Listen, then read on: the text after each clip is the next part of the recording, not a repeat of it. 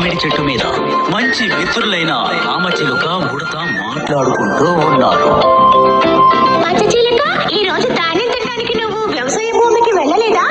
అక్కడికే వెళ్ళబోతున్నాను మిత్రమా. అక్కడున్న అరటి తోటలు తేనెతో ఉన్నవి చాలా ఉన్నాయి. ఆ విషయం నీతో చెప్పి వెళ్దామని వచ్చాను. అలాగా? అయితే ఈ రోజు నేను కూడా నీతో అక్కడికి వస్తాను. అప్పుడే వాళ్ళిద్దరూ ఆ దృశ్యాన్ని చూశారు.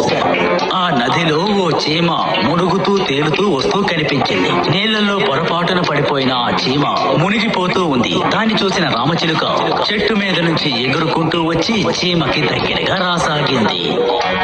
ప్రాణాలతో కుట్టుమిట్టాడుతున్న ఆ చీమని చూసి రామచిలుక చాలా బాధపడింది.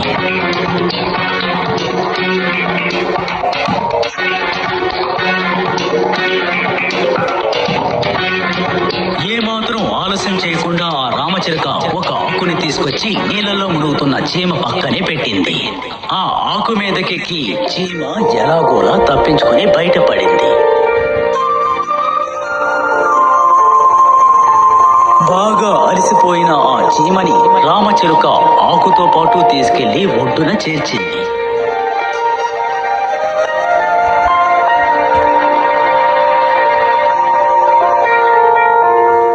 పచ్చచిలుక, ఈ రోజు నువ్వు సరైన సమయానికి వచ్చి నన్ను కాపాడావు. నువ్వు గాని రాకపోయి ఉంటే నేను ఆ నదిలో పడి కొట్టుకుపోయి చనిపోయేవాడిని. ఆ సమయంలో నేను చూడటం నా అదృష్టమని నేను అంటాను.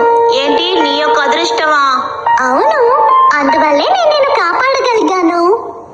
ఒక ప్రాణాన్ని కాపాడటం నా అదృష్టమని నేను భావిస్తున్నాను.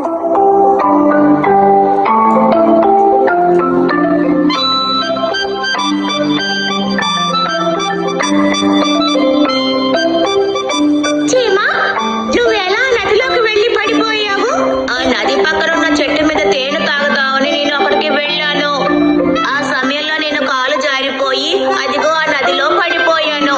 ముందు వెనుక చూసుకోకుండా నడిస్తే ఇలాగే జరుగుతుంది. ఏమైనా సరే సరైన సమయానికి ఆ పచ్చచిలుక నేను చూడకపోయి ఉంటే నదిలో పడ్డ నువ్వు అలా సముద్రంలో కలిసిపోయేవాడివి. పచ్చచిలుక, నువ్వు చేసిన సహాయం నేను ఎప్పటికీ మర్చిపోను. దీనికి బదులుగా ఏదో ఒక రోజు నీకు తప్పకుండా సహాయం చేస్తాను. సహాయం చేస్తావా? నువ్వా? నలకలా ఉండే చీమవి నువ్వు, ఆకాశంలో ఎగురుకుంటూ వెళ్ళే చిలుకకి నువ్వు సహాయం చేస్తావా? చెప్పు.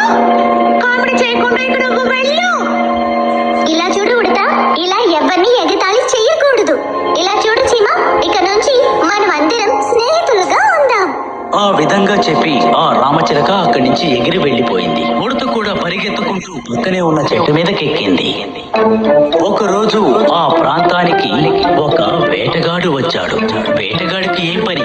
వేటాడమే కదా. వేటగాడికి వేటాడడానికి ఏమైనా దొరుకుతుందా అని చుట్టూ తిరగ చూశాడు. అప్పుడు చెట్టు మీద ఉన్న రామచిలుక కనిపించింది. వెంటనే ఏం చేశాడంటే విల్లుతో బాణాన్ని గురిపెట్టాడు. అప్పుడు అటుగా ఆహారాన్ని తీసుకువెళ్తున్న చీమ వేటగాడిని చూసింది. అక్కడ జరగబోయేది చీమ పసిగట్టింది. ఆ వేటగాడు పాపం ఆ పచ్చచిలుకకి గురి పెట్టినట్టున్నాడు. ఎలాగైనా ఆ పచ్చచిలుకను నేను కాపాడి తీరాలి. చీమ అక్కడి నుంచి వేగంగా పరిగెత్తుకుంటూ వెళ్లి వేటగాడి కాలి దగ్గరికి వెళ్ళింది. వెళ్ళి ఏం చేస్తుంది? టక్కున కొరికేసింది.